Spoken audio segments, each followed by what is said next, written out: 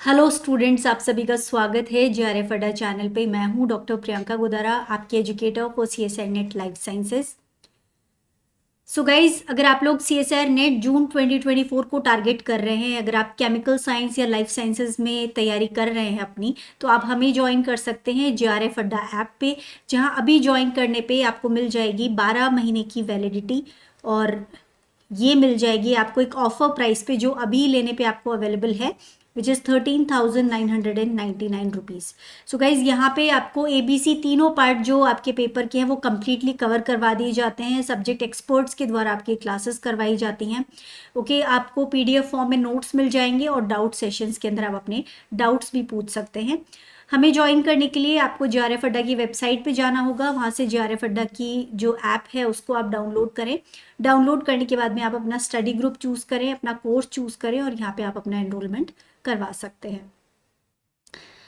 So guys, जैसा कि दिसंबर का ऑलरेडी एग्ज़ाम हो चुका है, अब बच्चों को इंतज़ार है कि जून 2024 का नोटिफिकेशन कब आएगा। सो मेरे पास मैसेजेस आ रहे हैं बच्चों के कि मैम, जो जून 2024 का है वो नोटिफिकेशन कब आएगा।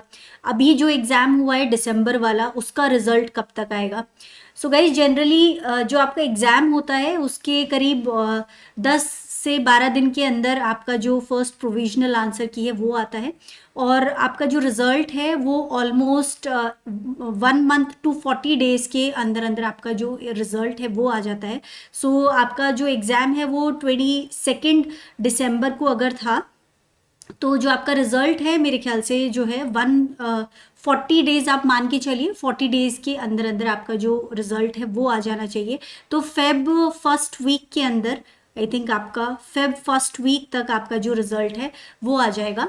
ओके, नाउ आई थिंक आपको काफ़ी कुछ आइडिया लग गया होगा ऑलरेडी, जब आपने अपना जो प्रोविजनल आंसर की है उससे अपना पेपर मैच किया होगा कि आपका कितना स्कोर बन रहा है।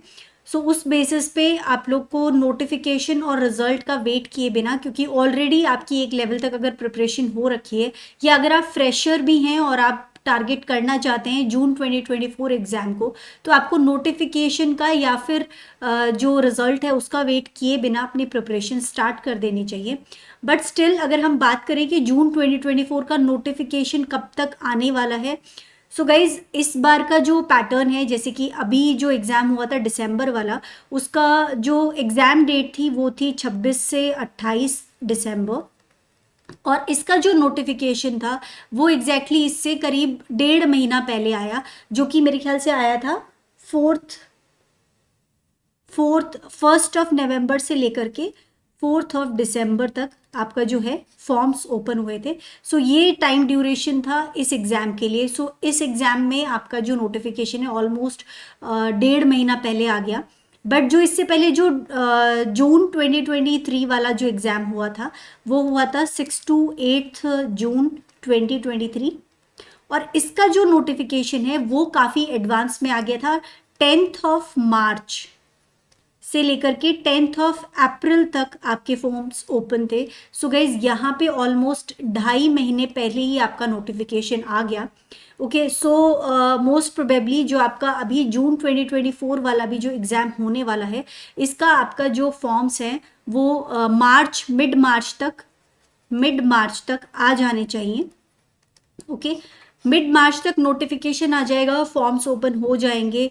ओके, सो आपको उस चीज़ का जो है इंतज़ार करने का कोई लॉजिक एग्जैक्टली बनता नहीं है, बिकॉज अगर आप नोटिफिकेशन निकलने के बाद में अपनी प्रिपरेशन स्टार्ट करते हैं तो आपके पास में 2-2.5 महीने का टाइम बचता है, जो कि काफ़ी कम समय है एक अच्छी प्रिपरेशन के लिए। अगर आप वाकई में CSR नेट क्रैक करना चाहते हैं तो जितना सिलेबस और जो सारी चीज़ें, जिस तरह के क्वेश्चंस आपसे पूछे जाते हैं, उसमें आपको प्रिपरेशन के लिए मिनिमम 6 months to 1 year का टाइम लग जाता है। तो 6 महीने का टाइम एग्जैक्टली अभी है आपके पास, और ये बहुत सही समय है अपनी प्रिपरेशन को शुरू करने के लिए। सो नोटिफिकेशन का इंतज़ार किए बिना आप अपनी प्रिपरेशन को अभी शुरू कर दें ना। कुछ बच्चों का जो डाउट था वो एलिजिबिलिटी को लेके भी था।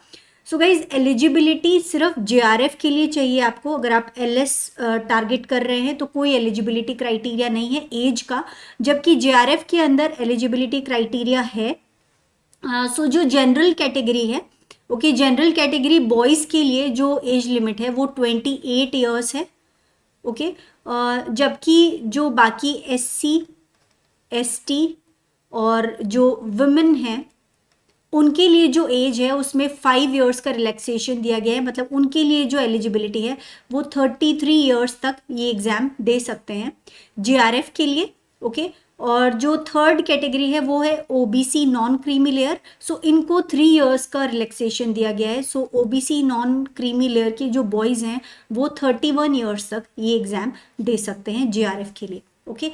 LS के लिए कोई एज लिमिट नहीं है, कभी तक भी आप ये एग्ज़ाम दे सकते हो, उसके लिए कोई एज आपकी फिक्स नहीं की गई है। नाउ कुछ बच्चों का डाउट है कि क्या एग्ज़ाम पैटर्न में कुछ चेंज हुआ है। सो गाइज कोई आपके एग्ज़ाम पैटर्न के अंदर चेंज नहीं हुआ है। पता नहीं ये चीज़ कहाँ से शुरू हुई है कि पैटर्न के अंदर कुछ चेंजेस आ रहे हैं एग्ज़ाम पैटर्न के अंदर। अभी जिन बच्चों ने एग्ज़ाम दिया भी होगा उन्होंने भी देखा होगा कि पैटर्न के अंदर कोई चेंज नहीं है, और वही पैटर्न जो शुरू से चला आ रहा है उसी तरह के जो है क्वेश्चंस पूछे जा रहे हैं, वही 3 सेक्शंस है और उतने ही क्वेश्चंस आपसे पूछे जा रहे हैं।